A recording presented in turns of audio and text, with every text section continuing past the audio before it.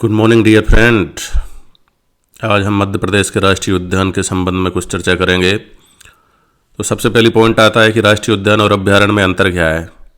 तो भाई देखते हैं कि राष्ट्रीय उद्यान में मानवीय क्रियाकलाप प्रतिबंधित रहते हैं, जबकि अभ्यारण्य जो रहते हैं उनमें मानवीय क्रियाकलापों की अनुमति रहती है।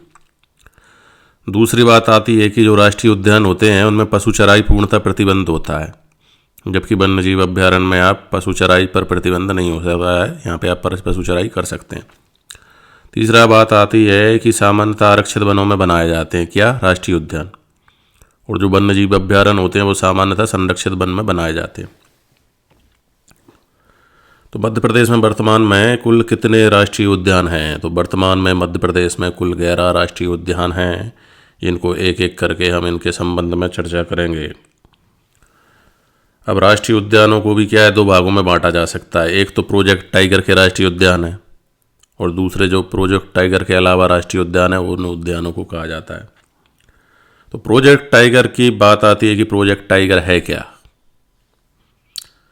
तो प्रोजेक्ट टाइगर की शुरुआत 1973 में भारत सरकार ने की थी, और मध्य प्रदेश ने इस कार्यक्रम की शुरुआत 1973-74 में कान्हा-किसली राष्ट्रीय उद्यान से की थी। मध्य प्रदेश में बाघों की सर्वाधिक संख्या होने के कारण इसको टाइगर स्टेट भी कहा जाता है। ओके। अब मध्य प्रदेश में कुछ प्रमुख राष्ट्रीय उद्यान हैं, जिनमें माधव राष्ट्रीय उद्यान, पन्ना राष्ट्रीय उद्यान, संजय, बांधवगढ़, फॉसिल, कान्हा, पेंच, पालपुर कूनो, डायनासोर जीवाश्म राष्ट्रीय उद्यान, वन विहार, सतपुड़ा, इस टाइप से ये राष्ट्रीय उद्यान मध्य प्रदेश में हैं। बाघ रिपोर्ट 2022 के अनुसार मध्य प्रदेश में बाघों की कुल संख्या 785 है। सबसे पहले अपन चल रहे हैं कान्हा-किसली राष्ट्रीय उद्यान। तो यह मध्य प्रदेश का पहला राष्ट्रीय उद्यान है, कान्हा-किसली राष्ट्रीय उद्यान। क्षेत्रफल की दृष्टि से मध्य प्रदेश का सबसे बड़ा राष्ट्रीय उद्यान है। इसका कुल क्षेत्रफल 940 वर्ग किलोमीटर है। इसको 1933 में वन्य जीव अभ्यारण्य एवं 1955 में राष्ट्रीय उद्यान व 1973-74 में इस उद्यान को प्रोजेक्ट टाइगर में शामिल किया गया। यहाँ से कान्हा-किसली राष्ट्रीय उद्यान से बंजर, होलो और सुपर्णा नदियाँ प्रभावित होती हैं। विश्व बैंक की सहायता से पार्क इंटरप्रिटेशन योजना चल रही है, जिसमें पन्ना, बांधवगढ़, कान्हा उद्यान के मध्य जंगल गलियारे का निर्माण किया जाएगा। मध्य प्रदेश का पहला राष्ट्रीय उद्यान जहां हवाई पट्टी सुविधा उपलब्ध है कान्हा-किसली राष्ट्रीय उद्यान है, और कान्हा-किसली राष्ट्रीय उद्यान में ब्रेडरी प्रजाति का बारहसिंगा केवल इसी राष्ट्रीय उद्यान में पाया जाता है। भारत का एकमात्र राष्ट्रीय उद्यान जिसने अपना शुभंकर मस्कोट 2017 में जारी किया था, जिसका नाम क्या था? शुभंकर का नाम था भूरसिंह द बारहसिंगा, और इसके डिजाइन रोहन चक्रवर्ती ने दी है। इस राष्ट्रीय उद्यान में भूरसिंह प्ले स्कूल भी प्रस्तावित है। तेलंगाना की संस्था लेकोन्स की 2019 के अनुसार कान्हा-किसली के बाघों के शरीर में मेटाबोलाइट्स नामक केमिकल पाया जाता है, जिसके कारण यहाँ बाघ अत्यधिक तनाव में रहते हैं। अब बात आती है माधव राष्ट्रीय उद्यान सिप्री। माधव राष्ट्रीय उद्यान सिप्री के संबंध में अगर हम बात करें तो 1958 में राष्ट्रीय उद्यान का दर्जा दिया गया था माधव राष्ट्रीय उद्यान को। यह राष्ट्रीय उद्यान NH-46 राजमार्ग पर स्थित है। यहाँ शंख सागर, जादव सागर व माधव सागर झील स्थित है। यहाँ पहाड़ों की चोटी पर भव्य जॉर्ज कैसल भवन स्थित है, और जॉर्ज कैसल भवन का निर्माण जॉर्ज पंचम व मेरी के स्वागत के लिए 1911 में किया गया था, लेकिन किसी कारणवश उनका आगमन नहीं हुआ। आप जानते हो दोस्त, 1911 वही साल है जिस साल दिल्ली दरबार का आयोजन किया गया था और बंगाल विभाजन के रद्द करने की घोषणा की गई थी। माधव राष्ट्रीय उद्यान में कौन सी नदी प्रवाहित होती है? मनिहार नदी प्रवाहित होती है, और यहाँ सर्वाधिक तेंदुआ पाए जाते हैं। फिर आता है बांधव राष्ट्रीय उद्यान उमरिया।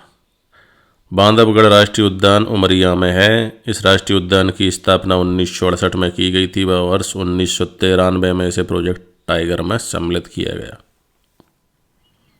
यह 32 पहाड़ियों से घिरा राष्ट्रीय उद्यान है।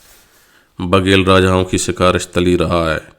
सर्वाधिक बाघ इस राष्ट्रीय उद्यान में पाए जाते हैं और बाघों का अधिक घनत्व होने के कारण इसकी तुलना रणथंभौर राष्ट्रीय उद्यान से की जाती है। इस राष्ट्रीय उद्यान में चरणगंगा नदी प्रवाहित होती है। यहाँ जंगली भैंसों का संरक्षण भी होता है। इस राष्ट्रीय उद्यान में संस्कृत अभिलेख स्थित है। इस राष्ट्रीय उद्यान में बांस की सर्वाधिक प्रजातियां पाई जाती हैं। और भगवान विष्णु की लेटी हुई प्रतिमा कहाँ पाई जाती है? तो इसी में पाई जाती है, बांधवगढ़ राष्ट्रीय उद्यान में। नेक्स्ट है पेंच राष्ट्रीय उद्यान सिवनी। तो 1975 में राष्ट्रीय उद्यान तथा 1992 में प्रोजेक्ट टाइगर में पेंच राष्ट्रीय उद्यान सिवनी को शामिल किया गया। इसका नाम इंदिरा प्रियदर्शनी है और रुडयार्ड किपलिंग की जो पुस्तक थी जंगल बुक की परिकल्पना यहीं की गई थी। इसलिए पेंच राष्ट्रीय उद्यान को मोगली लैंड भी कहा जाता है। इसके बीचों बीच ही पेंच बहिर्री नदी प्रवाहित होती है। इसका वर्णन अकबरनामा में भी मिलता है। नेक्स्ट आता है वन विहार राष्ट्रीय उद्यान भोपाल। वन विहार राष्ट्रीय उद्यान भोपाल के संबंध में तथ्य है कि 1979 में राष्ट्रीय उद्यान बनाया गया। नगरीय क्षेत्र के बीचों बीच एकमात्र राष्ट्रीय उद्यान है और प्रथम सर्प उद्यान यहीं स्थापित किया गया है। इसको आधुनिक चिड़ियाघर भी कहा जाता है। ISO 9001-2008 अवार्ड प्राप्त करने वाला पहला राष्ट्रीय उद्यान भी यही। कौन सा? वन विहार राष्ट्रीय उद्यान भोपाल। यहाँ बर्ड इंटरप्रिटेशन पार्क स्थित है जिसमें पक्षियों को गोद लेने की योजना भी प्रारंभ की गई है। नेक्स्ट है पन्ना राष्ट्रीय उद्यान, पन्ना और छतरपुर में। 1981 में इसे राष्ट्रीय उद्यान का दर्जा दिया गया था और पन्ना राष्ट्रीय उद्यान को 1994 में प्रोजेक्ट टाइगर में शामिल किया गया। पन्ना राष्ट्रीय उद्यान को राष्ट्रीय उद्यानों का रत्न कहा जाता है। चिंकारा की अधिकता के कारण इसकी तुलना सरिस्का राष्ट्रीय उद्यान से भी की जाती है। किसकी? पन्ना राष्ट्रीय उद्यान की। पन्ना राष्ट्रीय उद्यान को भारत सरकार के पर्यटन मंत्रालय से 2017 में सर्वश्रेष्ठ राष्ट्रीय उद्यान का पुरस्कार मिला। यहाँ पांडव जलप्रपात स्थित है। इसके बीचों बीच कैन नदी प्रवाहित होती है। रेप्टाइल पार्क्स भी यही हैं पन्ना में और जंगली भैंसे सर्वाधिक पन्ना राष्ट्रीय उद्यान में पाए जाते हैं। पन्ना राष्ट्रीय उद्यान में गिरध पुनर्वास केंद्र भी स्थित है। नेक्स्ट आता है सतपुड़ा राष्ट्रीय उद्यान पचमढ़ी, होशंगाबाद। 1999 में प्रोजेक्ट टाइगर में सतपुड़ा राष्ट्रीय उद्यान पचमढ़ी को शामिल किया गया और इसको बीचों बीच से देनबर नदी प्रवाहित होती है। सर्वाधिक कृष्ण मृग और गौर पक्षी पाए जाते हैं, गौर पशु पाए जाते हैं। सतपुड़ा में पचमढ़ी बायोस्फीयर रिजर्व में शामिल है। हाल ही में महुआ का वृक्ष चर्चा में रहे जो इस राष्ट्रीय उद्यान का भाग है। नेक्स्ट आता है संजय डोगरी नेशनल पार्क। इसे 1983 में राष्ट्रीय उद्यान एवं 2008 में प्रोजेक्ट टाइगर में शामिल किया गया। छत्तीसगढ़ में इसका नाम गुरु घासीदास।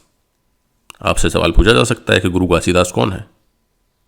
नंबर 1, कोई आदमी है। नंबर 2, कोई गुरु है। नंबर 3, कोई नेशनल पार्क है। या नंबर 4, अन्य कोई। तो आप इसका क्या जवाब देंगे? इसका जवाब होगा एक राष्ट्रीय पार्क। छत्तीसगढ़ में संजय डोगरी राष्ट्रीय उद्यान का नाम ही गुरु घासीदास पार्क है। तो प्रमुख पर्यटन स्थल इसमें कन्हैया दाह जलप्रपात और रामदाह कुंड हैं। संजय डोगरी राष्ट्रीय उद्यान सीधी से बनास नदी प्रवाहित होती है। उसके बाद नेक्स्ट आता है जीवाश्म राष्ट्रीय उद्यान डिंडोरी। वर्ष 1983 में डिंडोरी के गुगवा नामक गांव में मध्य प्रदेश के पहले जीवाश्म राष्ट्रीय उद्यान की स्थापना की गई थी। यह मध्य प्रदेश का सबसे छोटा राष्ट्रीय उद्यान है। इसका क्षेत्रफल 0.27 वर्ग किलोमीटर है। भारत का दूसरा सबसे छोटा राष्ट्रीय उद्यान। भारत में जीवाश्म अध्ययन के पिता बीरबल सायनी को कहा जाता है। जीवाश्म राष्ट्रीय उद्यान डिंडोरी के बाद नेक्स्ट आता है डायनासोर जीवाश्म राष्ट्रीय उद्यान धार और इसे 2011 में बनवाया गया। यहाँ पर चट्टान में धसे अंडे मिले हैं जो कि फॉसिल का रूप लिए हुए हैं। यह उद्यान बागनी नदी से 2 किलोमीटर नज़दीक है।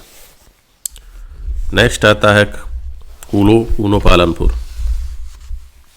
कूनो पालपुर राष्ट्रीय उद्यान श्योपुर में है। ये चर्चा में क्यों आया एकदम? क्योंकि देश की पहली चीता सफारी श्योपुर के सैसईपुरा से प्रारंभ होगी। तो राष्ट्रीय उद्यान कूनो पालपुर इसलिए चर्चा में आया कि 17 सितंबर 2022 को अफ्रीकी महाद्वीप के नामीबिया देश से 8 चीते लेकर यहाँ बसाए गए थे। है राष्ट्रीय उद्यान श्योपुर जिले में कूनो नदी के किनारे स्थित है। देश की पहली चीता सफारी श्योपुर के सैसईपुरा में प्रारंभ होगी। इस तरीके से हमने राष्ट्रीय उद्यानों का सफर तय किया। इसी तरह के वीडियो देखने के लिए आप इस चैनल को लाइक एंड सब्सक्राइब करें।